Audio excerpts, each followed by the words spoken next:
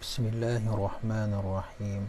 Assalamualaikum warahmatullahi wabarakatuh. Alhamdulillahi rabbil alamin. Wassalatu wassalamu ala ashrafil anbiya'i wal mursalin Sayyidina Muhammadin wa ala alihi wa sahbihi ajma'in. Qala rabbi israh li sadri wa yassir li amri wahlul 'uqdatam min lisani yafqahu qawli. Subhanaka la ilma lana illa ma 'allamtana innaka antal alimul hakim. Wa la hawla wa la quwwata illa billahil aliyyil azim. Alhamdulillah, syukur kita pada Allah Subhanahu wa taala kerana pada hari ini kita dapat lagi sambung pengajian kita berkenaan dengan tanda-tanda kecil hampirnya berlaku kiamat. Pada 2 hari yang lepas kita telah membaca 3 tanda-tanda kecil hampirnya kiamat. Yang pertama ialah terutusnya Nabi sallallahu alaihi wasallam. Dan yang kedua wafatnya Nabi sallallahu alaihi wasallam. Dan yang ketiga yang kita telah baca pada siri yang lepas, penaklukan Baitul Maqdis. Hari ini insya-Allah kita akan sambung tanda-tanda kecil hampir berlakunya kiamat. Yang keempat iaitu tersebarnya penyakit taun amwas. Diriwayatkan daripada hadis Auf bin Malik radhiyallahu anhu, Rasulullah sallallahu alaihi wasallam telah bersabda, U'iddu sittan baina yadayhi sa'ah fa dzakara minha summa mutanun ya'khudhu fikum kaqu'asil ghanam. Aku menghitung ada 6 perkara menjelang hari kiamat. Beliau menyebut salah satu di antaranya, kemudian peristiwa kematian dalam jumlah yang besar yang menimpamu seperti layaknya kambing yang mati mendadak kerana satu penyakit, yakni kerana serangan penyakit. Hadis Auf bin Malik radhiyallahu anhu menceritakan bahawa Rasulullah sallallahu alaihi wasallam menyatakan ada 6 perkara sebelum berlakunya ataupun terjadinya kiamat. Yang pertama, kematianku, maknanya Nabi sallallahu alaihi wasallam wafat. Itu adalah tanda-tanda kecil berlakunya kiamat. Yang kedua, pembukaan Baitul Maqdis yang kita telah huraikan pada pengajian kita yang sebelum ini. Yang ketiga, iaitu yang pada hari ini kita akan huraikan, ialah tersebarnya penyakit taun amwas, iaitu kematian secara besar-besaran. Taun amwas ini terjadi pada tahun 18 Hijrah bersamaan 639 Masihi yang berlaku di kampung Amwas, iaitu sebuah perkampungan di Palestin. Ibnu Hajar berkata, kejadian ini menurut satu pendapat terjadi dalam peristiwa Taum Amwas ini pada zaman pemerintahan Sayyidina Umar Al-Khattab radhiyallahu anhu setelah penaklukan Baitul Maqdis. Setelah Sayyidina Umar menakluk Baitul Maqdis dan Sayyidina Umar pulang ke Madinah, Taum Amwas ni pun terjadi. Berlaku Taum Amwas di Palestin, di Syam. Taun Amwas ni telah mengorbankan sahabat-sahabat Nabi sallallahu alaihi wasallam, sahabat-sahabat yang besar seperti Mu'az bin Jabal radhiyallahu anhu, Surahbil bin Hasanah, Abu Ubaidah Amir Al-Jahrah, seorang kepercayaan umat Islam dan kepercayaan Nabi SAW, dan seorang panglima tentera Islam. Suhail bin Amru, Yazid bin Abu Sufyan, dan Amir bin Ghailan Al-Thaqafi. Inilah sahabat-sahabat yang meninggal dunia sewaktu berlakunya Taum Amwas dan mengorbankan 25,000 orang umat Islam yang meninggal dunia serentak, seperti yang berlaku pada kita lah 2 tahun yang lepas, tahun 2020 dan 2021. Negara kita dan seluruh dunia dilanda dengan COVID-19, penyakit yang tak pernah berlaku sebelum ni. Tiba-tiba mari dan menghilangkan ataupun mengorbankan nyawa beratus ribu orang. Itu adalah tanda kiamat yang keempat, tanda kiamat kecil yang keempat, seperti yang disebut dalam hadis Nabi SAW. Yang kelima ialah melimpahnya harta benda dan keenggangan orang menerima sedekah. Ini semua telah berlaku dah. Telah berlaku pada zaman pemerintahan Khalifah Umar Al-Khattab radhiyallahu anhu. Pada zaman pemerintahan, bukan Khalifah Umar, silap, Khalifah Umar bin Abdul Aziz, yakni cici kepada Sayyidina Umar Al-Khattab radhiyallahu anhu. Hadis Abu Hurairah, kita baca satu hadis. Nabi SAW bersabda, la taqumu sa'ah, maknanya tidak akan berlakunya kiamat terjadi apabila harta bendamu telah berjumlah amat banyak hingga berlimpah-limpah, sehingga pemilik harta merasa kesulitan mencari orang yang sudi menerima sedekahnya. Sementara itu seorang laki-laki mengaku kepadanya, katanya, aku sendiri tidak mampu mengurus hartaku. Hadis riwayat Imam Bukhari dan Muslim. Daripada hadis ni, Nabi SAW menyatakan pada zaman tu tak ada orang yang nak menerima sedekah. Orang kaya belaka dah masa tu. Tak ada orang nak terima sedekah. Nak cari orang yang menerima sedekah pun susah. Dan nak mengurus harta pun tak mampu, sebab terlalu banyak dengan keberkatan yang Allah Ta'ala kurniakan pada waktu itu. Peristiwa ini terjadi pada zaman pemerintahan Khalifah Umar bin Abdul Aziz radhiyallahu anhu. Umar bin Abdul Aziz bin Marwan bin Al-Hakam lahir pada 63 Hijrah bersamaan 682 Masihi. Kita belajar sementara kita belajar tanda-tanda kiamat ni, kita belajar jugalah berkenaan dengan riwayat hidup sahabat-sahabat Nabi SAW dan sejarah umat Islam. Umar bin Abdul Aziz adalah khalifah ke-6 daripada Bani Umayyah yang memerintah 2 tahun 5 bulan. 2 tahun 5 bulan je Khalifah Umar bin Abdul Aziz memerintah. Tapi dia memerintah dengan sangat adil. Pada zaman tu tak ada orang yang nak terima zakat. Tak ada orang yang nak menerima sedekah. Khalifah Umar bin Abdul Aziz ni dibesarkan di Madinah. Belajar dengan Ibnu Umar, iaitu Abdullah bin Umar, anak kepada Sayyidina Umar Al-Khattab radhiyallahu anhu. Dan dia ni seorang hafiz Quran, orang yang menghafal Quran. Guru-guru beliau ialah salah seorang, iaitu Imam Malik bin Anas, seorang ulama mazhab Maliki. Urwah bin Zubair, seorang tabi'in. Abdullah bin Ja'far dan Yusuf bin Abdullah dan lain-lainnya. Itu adalah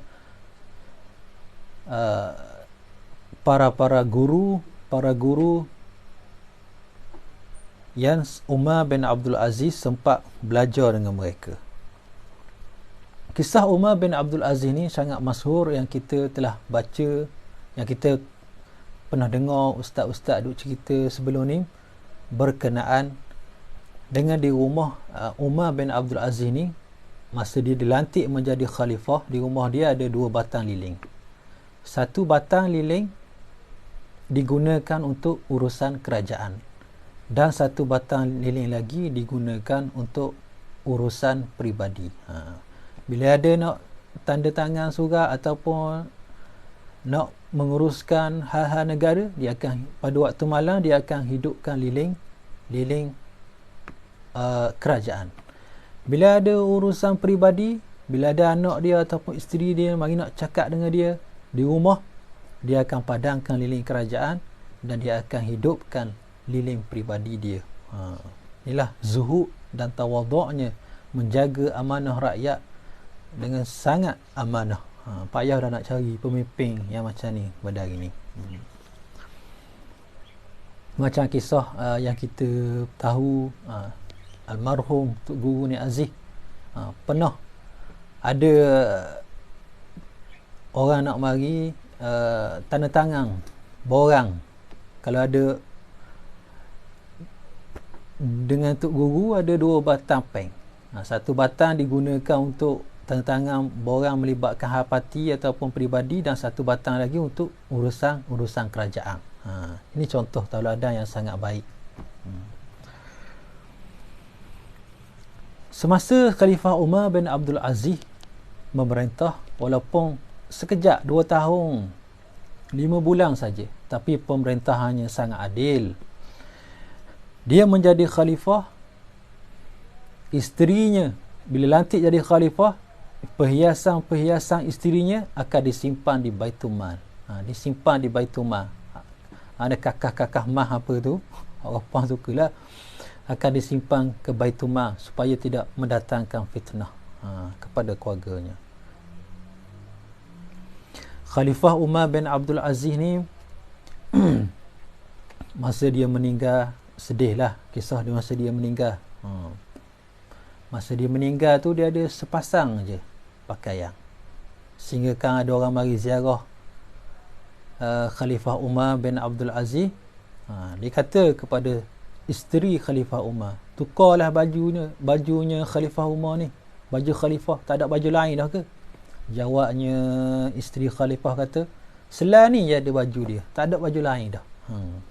Kalau kita hari ni kat baju, macam-macam baju. Hari ni baju lain, bukan hari ni je, pagi baju lain, malam baju lain, tengah hari baju lain, banyaknya baju. Penuh almari baju. Tapi tak pakai kok baju pun, baju banyak. Tak salah baju banyak ni, tak ada masalah. Cuma nak khabar Khalifah Umar bin Abdul Aziz ni zuhud. Dia nak, walaupun dia nampak susah, nampak miskin, tapi rakyat dia masa tu hingga pada zaman tu tak ada pun yang nak menerima zakat, ataupun tak ada pun yang nak menerima sedekah pada zaman Khalifah Umar bin Abdul Aziz memerintah. Dalam hadis yang lain, Nabi SAW dari Abu Musa radhiyallahu anhu, sungguhnya aku datang pada manusia pada suatu masa seorang laki-laki berkeliling, yakni berjalan kelilinglah, dengan membawa sedekahnya berupa emas. Kemudian dia tidak menjumpai seorang pun yang mahu menerimanya. Pada zaman tu, zaman telah berlaku dah. Tanda-tanda kiamat kecil ni telah berlaku dah. Contoh yang kita telah baca pada serial lepas berkenaan dengan penaklukan Baitul Maqdis telah berlaku dah. Berlaku dah pada zaman Khalifah Umar Al-Khattab radhiyallahu anhu.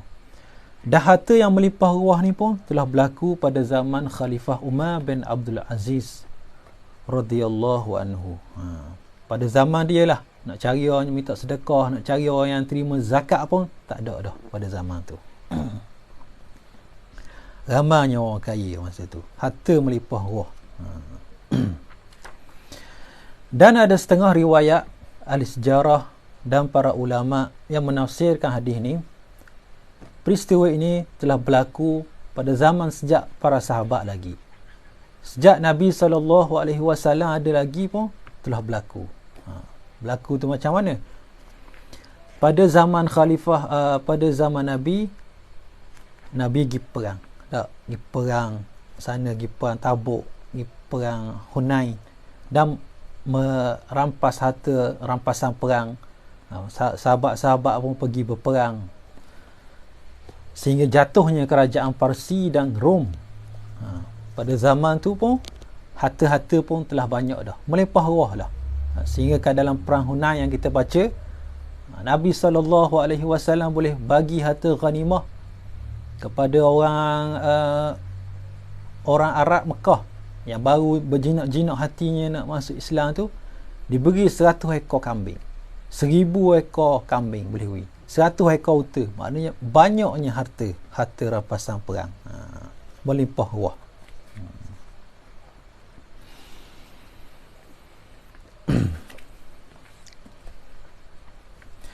Tanda kiamat yang ke-6, tanda-tanda kecil kiamat yang ke-6 ialah terjadinya fitnah, berlakunya fitnah.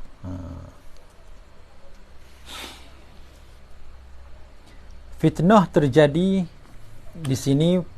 Pengarang kitab ni menhuraikan beberapa ciri ataupun beberapa perkara ataupun beberapa peristiwa fitnah yang berlaku. Antaranya ialah timbulnya fitnah daripada timur. Kita akan hurai satu-satu.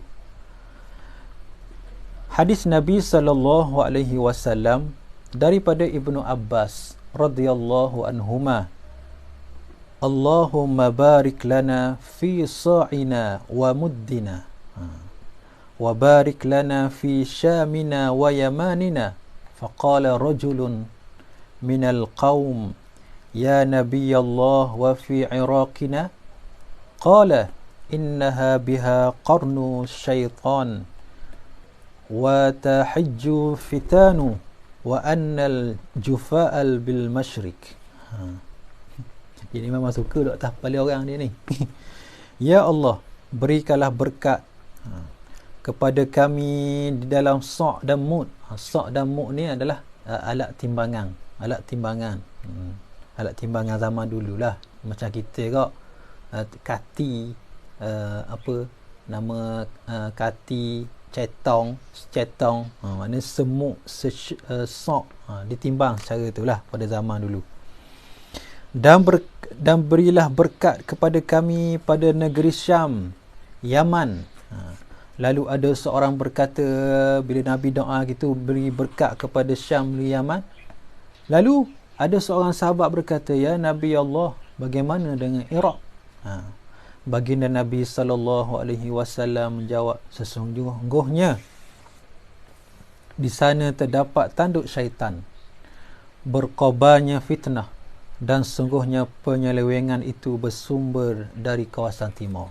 Daripada hadis ni Nabi SAW menyatakan bahawa berlakunya fitnah itu datang daripada timur. Bagaimana fitnah itu datang daripada timur? Ibnu Hajar Al-Asqalani dalam menafsirkan hadis ini dalam Fathul Bari menyatakan fitnah yang pertama kali bersumber dari riwayah timur yang menjadi sebab terjadinya perpecahan di kalangan kaum muslimin. Hal ini sangat disukai oleh syaitan dan dia bergembira kerananya. Demikian pula hal-hal bid'ah ia akan timbul dari arah wilayah tersebut. Ini tafsiran ulama dalam tafsiran Ibnu Hajar dalam menafsirkan hadis ni.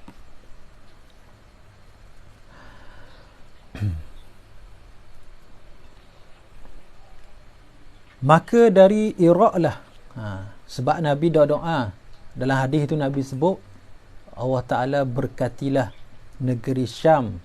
Negeri Syam ni negeri Syria, negeri Palestin tu negeri Syam, ke atas Jordan pun masuk Syam, dan negeri Yaman. Negeri Yaman tu negeri yang ke bawah lah. Negeri Yaman yang kita tahu hari ni berlaku macam-macam perang saudara dan kes kebuluran yang paling buruk berlaku dalam sejarah dunia, berlaku di Yaman pada hari ini. Tapi Allah Ta'ala, Nabi SAW mendoakan keberkatan untuk negeri Yaman dan negeri Syam. Tapi Nabi SAW tidak mendoakan keberkatan untuk negeri Iraq. Kenapa? Di Iraq lah timbulnya kaum Khawarij, Syiah, Rawafidh ataupun Al-Rawafidh, Al-Batiniyah, Al-Qadariyah, Jamhiyah, Mu'tazilah.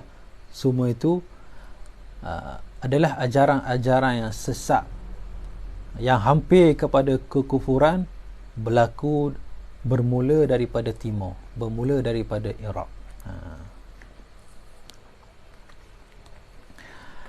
Dan dari kawasan timur, dari Parsi dan Majusi, daripada Manawiyah, Mazdakiyah, Hindu, Buddha, semuanya daripada timur, arah negara Iraq. Iraq, Iran, Mongol, macam kita baca kisah Genghis Khan.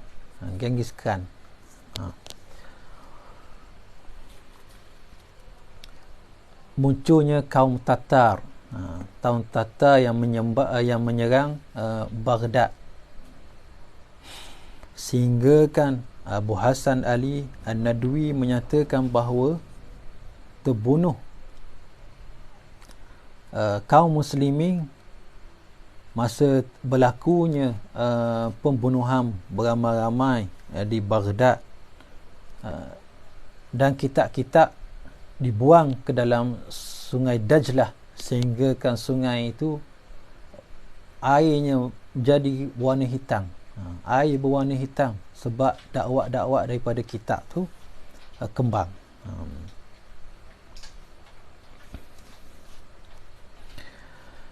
Munculnya kaum Tatar ni daripada timur, Empayar Mongol. Kita baca sikit sejarah Tatar ni. Kaum Tatar ni adalah bangsa yang paling hebat lah pada masa tu. Asal dari lembah Al-Khina, lembah Khina. Kalau kita hari ni di selatan negara Rusia, atas utara negara China, itu kawasan Mongol ataupun Mongolia. Mongolia lah hari ni. Arah selatan tembok besar negara China. Tengok tembok besar China duduk di Beijing. Nenek moyang mereka ni, nenek moyang Tatar ni berjaya memerintah kerajaan bermula daripada China sehingga ke Mesir, tapi tak sempat masuk ke Mesir. Berlaku peristiwa peperangan Ain Jalut di Mesir dan tentera Tatar kalah. Tapi jauhlah sehingga kan ke Tajikistan, Kazakhstan, Tatar tu, dan sampai ke Rusia.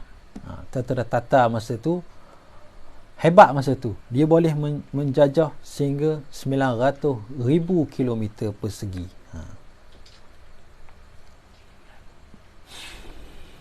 Dan di bawah pemerintahan Genghis Khan ni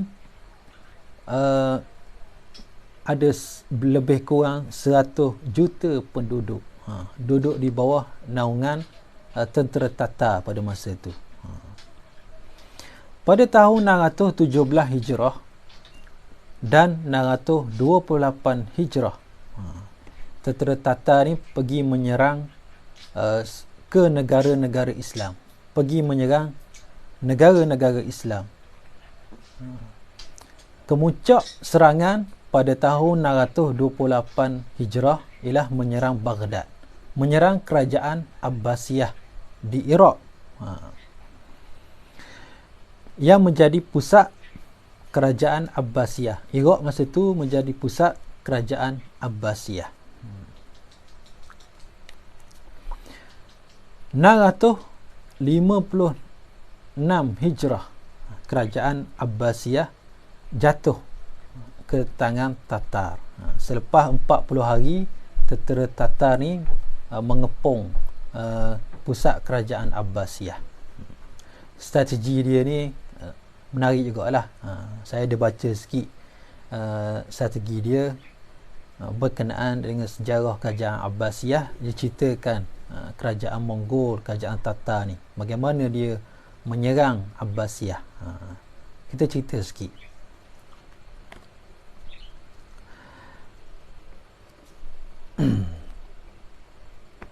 Semasa kerajaan Tatar nak menyerang Abbasiyah ni, menyerang kerajaan Abbasiyah, dunia Islam pada masa itu dalam keadaan blackout, kita panggil, ataupun gelap lah, selama 43 tahun. 43 tahun tu dalam keadaan kelang kelibuk. Maknanya kalau nak buat kuliah maghrib pun tak boleh, nak buat kuliah duha pun tak boleh, pengajian di universiti pun tak ada. Walaupun pada masa tu kerajaan Abbasiyah yang berpusat di Iraq masa tu menjadi pusat ilmu ataupun tempat orang-orang Islam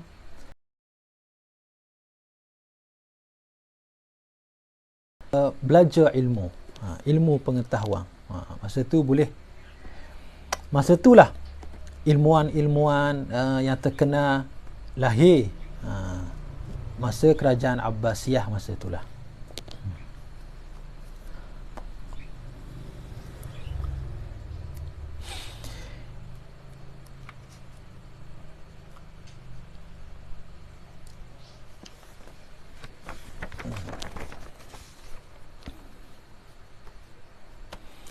Pada tahun 628 Hijrah,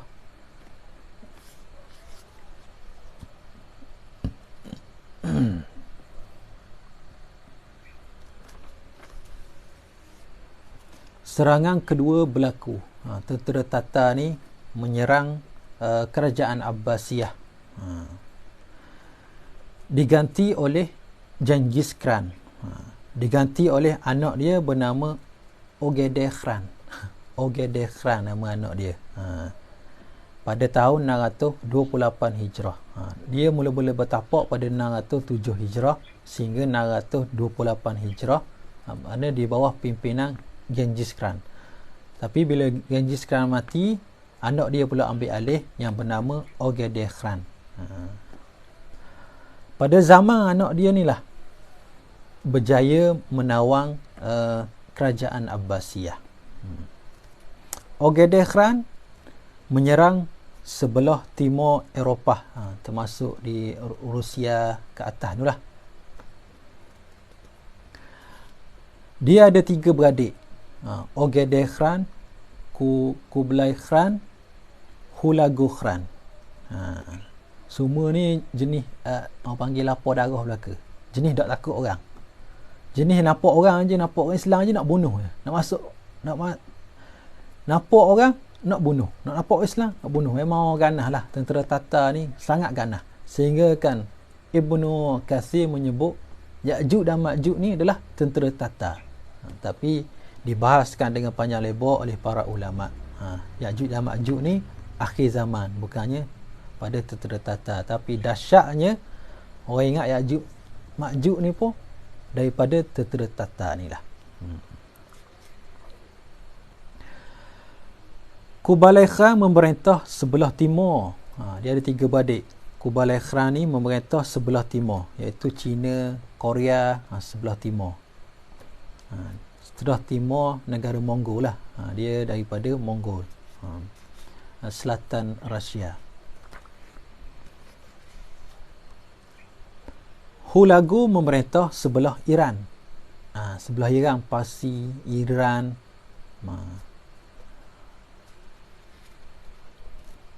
Hulagu ni lah yang memimpin pakatan 3 pasukan. Dia menyusun 3 pasukan untuk menyerang kerajaan Abbasiyah. Dia ada tentera 120,000 orang tentera. Tentera di bawah pimpinan Hulagu Khan. Dan melawan tentera kerajaan Abbasiyah pada masa tu ada 50,000 orang. 50,000 orang lawan 120,000 orang. 120,000 orang ni jenis lapar darah. Gagah. Tak, memang gagah lah. Dia menyusung 3 pasukan untuk menyerang kubu kerajaan Abbasiyah. Hulagu Khan dan tentera elit Tatar ni dia kepung bahagian timur kota Baghdad. Pasukan kedua kepung bahagian tenggara kota Baghdad, yang dipimpin oleh Kit Boka Noyan. Kit Boka Noyan, seorang beragama Kristian yang berasal daripada keturunan Turki.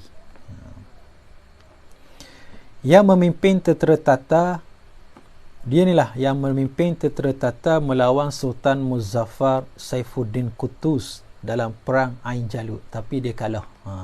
Dia kalah. Perang Ain Jalut ni berlaku di Mesir pada tahun 658 Hijrah, 25 Ramadan. Masa tu bulan puasa, berperang pada bulan puasa pada tahun 658 Hijrah. Dan tentera Tatar kalah di tangan Sultan Muzaffar Saifuddin Qutuz. Dan pasukan ketiga yang saya sebut tadi, pasukan yang pertama pimpinan Hulagu Khan, dia menyerang kota Baghdad daripada arah utara. Pimpinan Kit Boka Noyan dia serang daripada arah timur. Dan Bigo nama jendera yang ketiga, pasukan yang ketiga menjaga sepadang Anatolia di Turki daripada utara.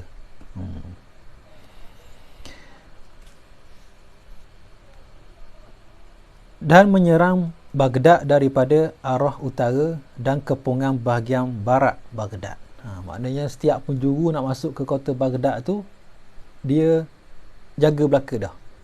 Dia kepung belaka selama lebih kurang 43 hari. Bermula daripada 43 hari bermula daripada Ramadan sehingga Zulhijjah.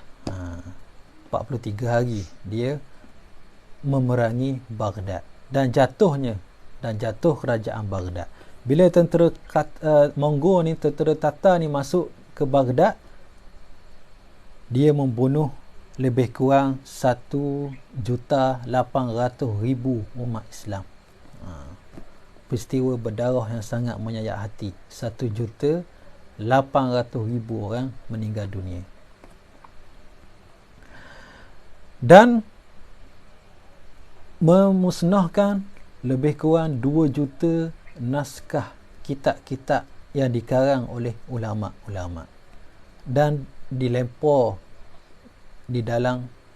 dibuang ke dalam sungai Dajlah, sehingga kan air sungai Dajlah tu bertukar menjadi warna hitam kerana kembang dakwah. Inilah fitnah yang Nabi sebut, fitnah akhir zaman, tanda-tanda kiamat kecil, hampirnya berlaku kiamat. Fitnah daripada timur. Tentera Tatar ni pun antara fitnah yang sangat besar yang berlaku dalam sejarah dunia umat Islam. Ketika itulah tamadun Islam, tamadun ilmu di Baghdad hilang selama 43 tahun. Ilmu banyak duduk di kitab-kitab. Kitab-kitab falsafah diterjemah ke dalam bahasa Arab. Ramai lahir saintis-saintis, pakar-pakar, doktor semua daripada kitab-kitab ni lah, bacaan kitab-kitab ni. Tiba-tiba mari serangan daripada Tatar, hilanglah ilmu. Maknanya blackout tu ilmu pada zaman kegelapan tu. Selepas jatuhnya Baghdad jatuh, Syam pula jatuh di sebelah Syria, Palestin, yang dipimpin oleh Raja Mosul. Tapi raja-raja umat Islam pada masa tu, Raja Mosul, raja daripada Syria, orang Islam amal raja-raja masa tu. Sebab tu kalau kita baca, ada satu buku ataupun kitab yang ditulis oleh sejarah Mesir berkenaan dengan yang pertama disebut kerajaan Khalifah Ar-Rashidin. kerajaan Muawiyah, kerajaan Abbasiyah, kerajaan macam-macam kerajaan ada. Dalam lebih kurang tinggi ni jilid kitab tu. You buat jilid-jilid dalam 6-7 jilid kau. Dalam harga dia dekat RM800 kau Tapi seronok baca sejarah ni.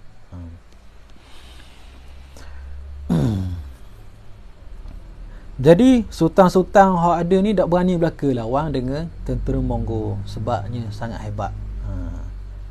Tapi ada seorang je yang berani lawan semasa tentera Mongol nak masuk ke Mesir. Berlakulah peristiwa Ain Jalut. Tu peristiwa Ain Jalut, jatuhnya dan kalahnya tentera Mongol. Masa itulah dia kalah.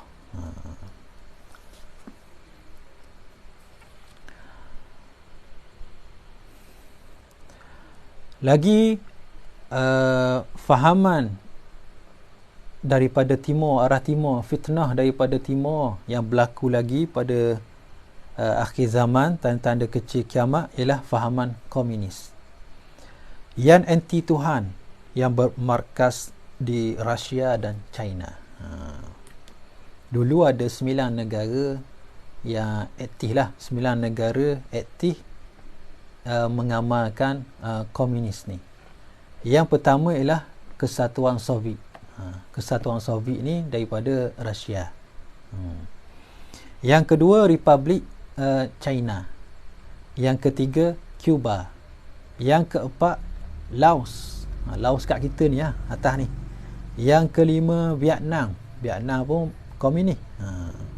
Pada zaman sebelum Amerika perang Vietnam Amerika tu, memang teruklah kisah. Dan Kemboja kita pernah baca kisah macam mana komunis dia ni pergi cari ustaz-ustaz ataupun orang yang berilmu dan orang kaya dibunuh oleh siapa nama tak tahu. Dah ingat nama dah. Yang jahat tu sebelum kerajaan sebelum ni. Komunis. Yang keenam Korea Utara. Yang ketujuh Yaman Selatan. Yaman Selatan tu pun komunis kok dulu. Yang ke-8 Burma. Dulu panggil sekarang dipanggil dulu panggil Burma, sekarang dipanggil Myanmar. Yang ke-9 Cambodia. Tapi sekarang hanya tinggal 5 buah negara saja yang masih mengamalkan ajaran komunis ni. Yang pertama China lah. Yang kedua Laos. Yang ketiga Vietnam. Yang keempat Cuba. Dan yang kelima Korea Utara. Ni yang masih lagi. Ni semua adalah fitnah-fitnah ataupun fahaman yang tersebar daripada arah timur belaka ni.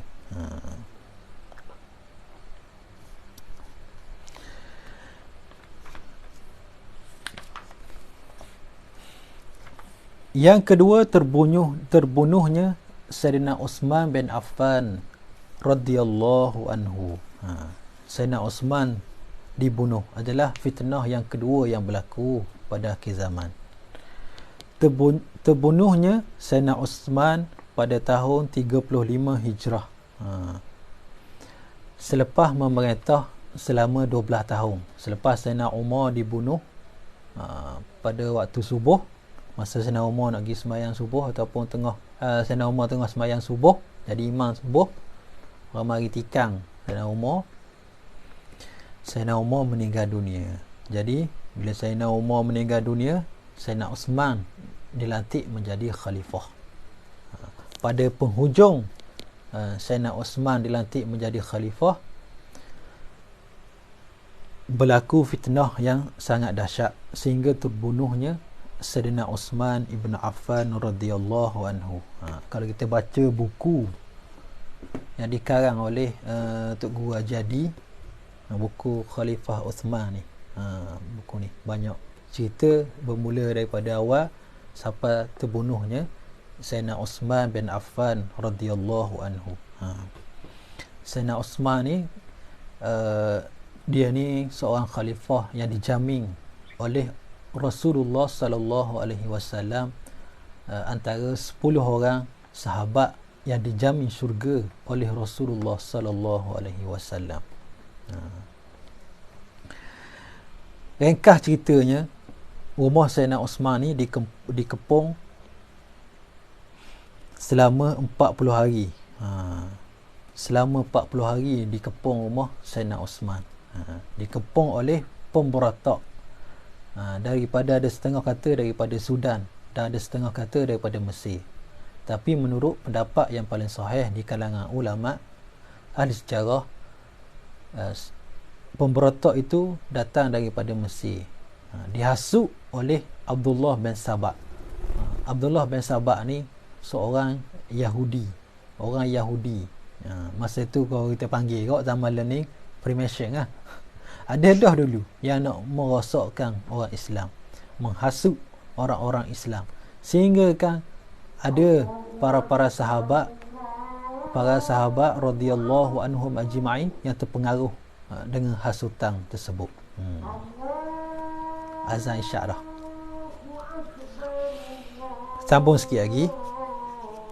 Pemberontak tu memberi dua pilihan kepada Sayyidina Osman.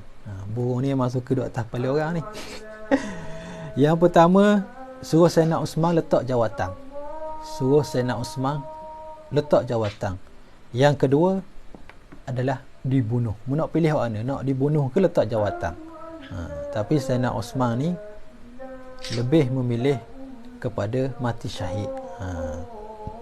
Sayyidina Osman akhirnya mati syahid pada hari Jumaat 18 Zulhijjah tahun 35 Hijrah.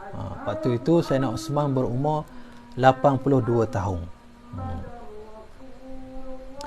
Dia diserang ketika sedang membaca Al-Quran. Hari Jumaat masa tu Sayyidina Osman membaca Suratul Kahfi. Sebab tu kalau kita belek tengok Quran dalam Suratul Kahfi tu, dalam Quran lama, Quran baru pun ada, sampai ayat wal yatalattaf tu ada warna merah. Katanya, tak tahulah, wallahu alam, saya pun tak jumpa cerita yang sahih ataupun dalil yang sahih mengatakan situlah masa Sayyidina Osman dibunuh masa tu dulu, darah daripada tusukan pedang tu jatuh ke atas Quran, kena pada tulisan wal yatalattaf. Sebab tu dalam Al-Quran sampai ke hari ni wal yatalattaf dalam suratul Kahfi tu diwarnakan dengan warna merah. Katanya darah Sayyidina Osman percik kena situlah. Wallahu alam, tak tahulah, ada tapi tak jumpa lagi dalil lah. Cuma ada cerita-cerita. Jadi sudah masuk waktu isyak dah. Nanti kita akan sambung balik pada malam lusa, malam Jumaat insya-Allah. Wallahu ta'ala a'lam. Yang baik itu datang daripada Allah Subhanahu wa ta'ala, yang dan kelemahan itu datang daripada diri saya sendiri. Wallahu ta'ala a'lam. Assalamualaikum warahmatullahi wabarakatuh.